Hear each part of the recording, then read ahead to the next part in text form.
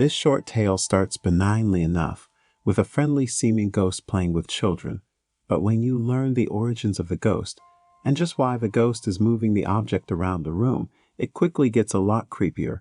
When my sister Betsy and I were kids, our family lived for a while in a charming old farmhouse. We loved exploring its dusty corners and climbing the apple tree in the backyard. But our favorite thing was the ghost. We called her Mother because she seemed so kind and nurturing.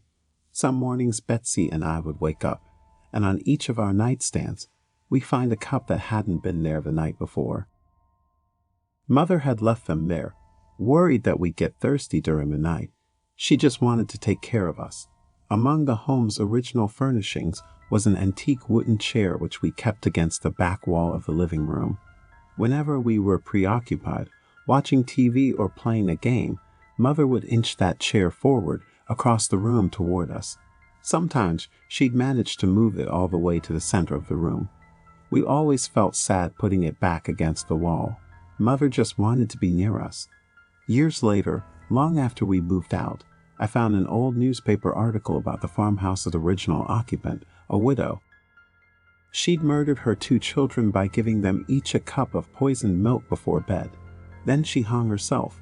The article included a photo of the farmhouse's living room with a woman's body hanging from a beam.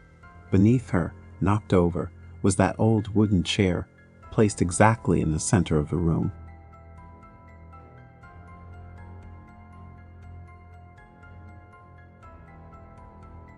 In one of my favorite short ghost stories, a man thinks that he loses his phone and someone is playing a trick on him.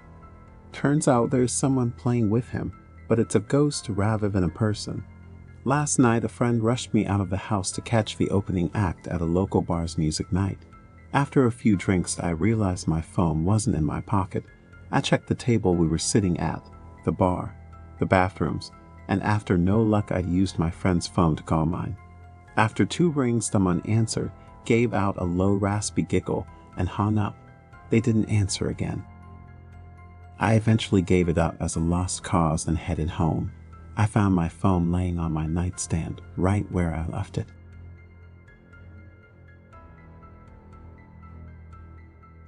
You've definitely heard of my name, right? In one of the most interesting real ghost sightings we've ever come across, Monet was apparently snapped at the Cleveland Museum of Art whilst they were holding an exhibit dedicated to the French painter. The director of architecture at the museum was simply taking photographs of the interior and ended up snapping a photo of this rather snazzy-looking chap, who bore quite the resemblance to Monet himself. Perhaps he was returning to take a look around the exhibit. Of course, there was no one on the balcony at the time the photo was taken.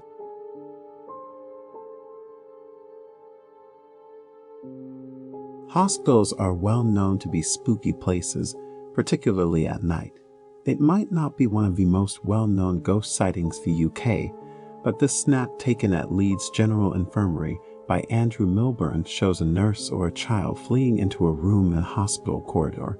He took the photograph as a way to simply show his girlfriend where he was in the hospital, as he worked there every day, not knowing what the photograph showed until he viewed it more closely.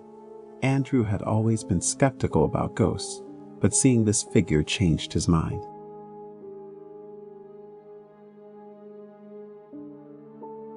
Looking for more ghost sightings in the UK, this photo, taken by Michelle Midwinter in England, was simply a way for her to share an image of her new house with family and friends.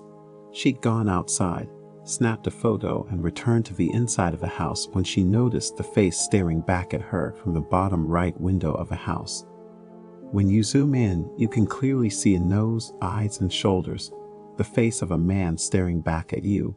Michelle posted the image online and was eventually contacted by a historian local to her area, who believed that the apparition in the image could have been a man known as Old Man Kent, who was thought to be a murder suspect back in 1860.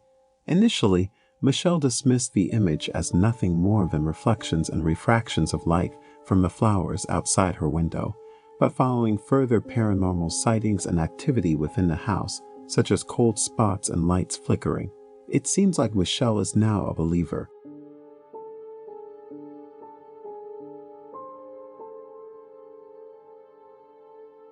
A pregnant woman from Liverpool, Rebecca Melia, claimed to have been able to see the ghost of her deceased mother in a baby scan.